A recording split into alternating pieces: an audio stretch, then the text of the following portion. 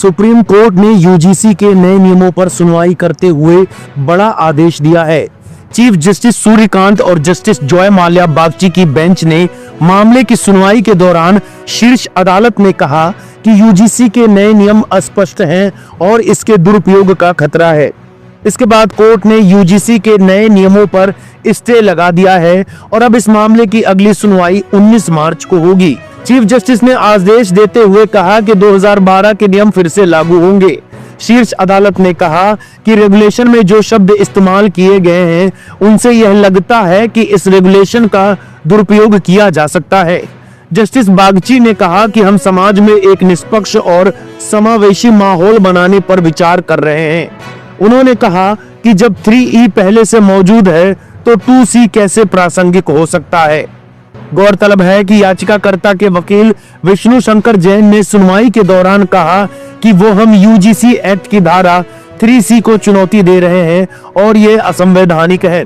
सुनवाई के दौरान जहां चीफ जस्टिस सूर्यकांत ने कहा कि आजादी के 75 साल बाद भी देश जातियों के जंजाल से नहीं निकल पाया है, तो वहीं जस्टिस जॉय माल्या बागची ने अमेरिका वाली स्थिति का जिक्र कर दिया।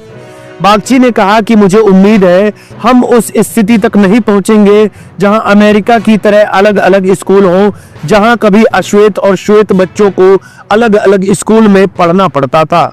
यूजीसी के नए नियम पर मुख्य न्यायाधीश सूर्यकांत ने चिंता जताते हुए कहा, इस तरह की स्थिति का शरारती तत्वों द्वारा दुरुपयोग किया जा सकता है। सुनवाई के दौरान मुख्य न्यायाधीश सूर्यकांत ने यूजीसी के नियमों का बचाव कर रही वरिष्ठ वकील इंदिरा जयसिंह से टिप्पणी की, हम पीछे नहीं जा सकते।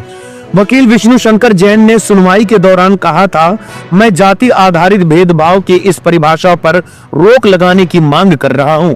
कानून यह नहीं मान सकता कि भेदभाव केवल एक विशेष वर्ग के विरुद्ध होगा।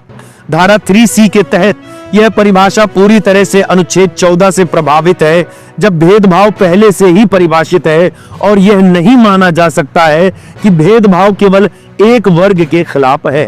अब देखना यह होगा कि मार्च में सुनवाई के दौरान सुप्रीम कोर्ट आगे क्या आदेश देता है।